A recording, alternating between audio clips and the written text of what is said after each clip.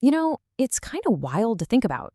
But what if I told you that every single large language model out there, I mean all of them, from the giants down to the little guys, has a major flaw baked right into its core? And the crazy part? It's in the very thing that's supposed to make them so powerful, their depth. So here's how we're going to break this down. First, we'll peek inside this kind of unruly stack of layers that makes up a model. We'll find a pretty serious problem with how information gets around. Then, and this is the cool part, we'll look at the fix, using attention in a totally new way. We'll get into how to make it actually work without breaking the bank, and then we'll check out the results, the payoff. And finally, we'll zoom out and think about what this all means for where AI is headed. All right, so let's start with the basics. Any modern LLM is really just a stack.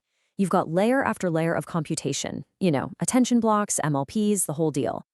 But it turns out there's a hidden problem in the way these layers are communicating. So that really begs a big question, right? When information travels through, 100 layers, how does the model keep track of what it learned way back in layer 1? I mean, how does that original super important signal not just disappear into the static? Well, for a long time, the answer has been a clever trick called residual connections. Think of them like information superhighways inside the model. It's actually a pretty simple concept. Each layer takes the signal from the previous one, does its thing, and then just adds its contribution right on top. The relay race analogy is perfect here. Each runner isn't starting fresh, they're just adding their own burst of speed to whatever came before them. But, and you knew there was a but coming, this really simple, really elegant idea has a major downside, especially when models get super, super deep. We're talking about a problem of depth. The authors have a great name for it, the drowning signal. Okay, so let's get just a little bit technical for a second, but I promise it's easy. The whole thing boils down to this little equation. Basically, the new state is just the old state plus whatever the current layer cooked up. Now, this simple addition is amazing for training. It's literally why we can even build these 100-layer models. But it's also the source of our problem. It means every single layer's contribution gets smushed into this growing blob of information with no distinction. It's just a pile. What you'd want to happen is for those early layers to create a nice, clean foundation that the later layers can intelligently build on. But what actually happens with this constant addition is that the early signal just gets washed out. It gets diluted. It really is like trying to hear a whisper in a room where every new person who walks in starts shouting. And for the later layers to even be heard over the noise, they have to shout even louder. This means they have to produce these huge outputs, and that can make the whole training process really unstable. And the researchers don't pull any punches here. They basically say that the early information gets so buried that the model can't even find it later if it wants to. It gets so bad, and this is wild, that you can go into a fully trained model, just chop out a bunch of layers, and nothing really happens. The performance barely drops. Now, that is a massive red flag. It's telling you these models aren't actually using all that depth we're giving them. Okay, so the signal is drowning. How do we rescue it? Well, this leads us to the absolute core insight of this work, which they call attention across layers. And the idea is just what it sounds like, letting the model choose what to listen to from its own past.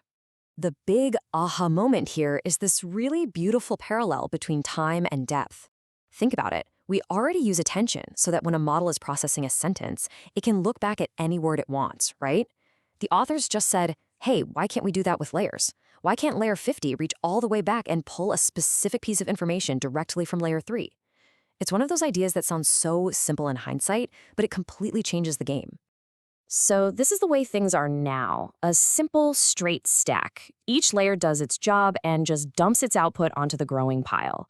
By the time you get to the end, the signal is, well, it's a mess. It's just a muddled average of everything. And here is the new way. Full attention residuals. Instead of just blindly adding, each layer gets to be smart. It can look back at all the previous layers and say, you know what? For this specific task, I need a little bit of what layer 2 figured out and a lot of what layer 15 did. The relay race is over. Now it's like a brilliant team meeting where anyone can pull exactly the information they need from anyone else. Okay, that sounds incredible. Like, why isn't every model built this way already? Well, there's a catch. This is where we move from the beautiful theory to the kind of messy reality of making this practical. The problem, in a word, is cost. If every single layer has to be able to talk to every other single layer before it, the amount of memory and computation you need just explodes. For the massive models we're training today, spread across thousands of chips, it's a total deal breaker. It's just way too expensive. And this is where they get really clever. They came up with a compromise called Block AttnRes. The idea is, instead of letting every layer talk to every other layer, you group them into blocks. Inside a block, you just do the normal, cheap addition. But when you want to communicate between blocks, that's when you use the expensive, powerful attention. So a layer in block 5 can look at a summary of what block 1 did and a summary of what block 2 did. It's not perfect, but it's a brilliant way to get almost all of the benefits without the insane cost. And this really lays it all out, doesn't it? The full, perfect version gives you the biggest boost, but the cost is just too high. The block version, our clever compromise, gets you almost all the way there for a tiny fraction of the cost. It really is the sweet spot. All right, so we've got a clever idea and a practical way to implement it. But the real question is, does it work? Let's get to the payoff, because this is all about making models smarter, not just throwing more compute at them. And the headline result is pretty incredible. We're talking a 1.25x compute advantage. Let me put that another way. A model with this new architecture can match the performance of a regular model that was trained with 25% more compute. That is a huge, huge deal. It means you're getting way more bang for your buck. And this isn't just some abstract number. It translates into real-world performance, especially on the hard stuff. Look at the benchmarks for really complex multi-step reasoning. The jump is massive, over 7 points.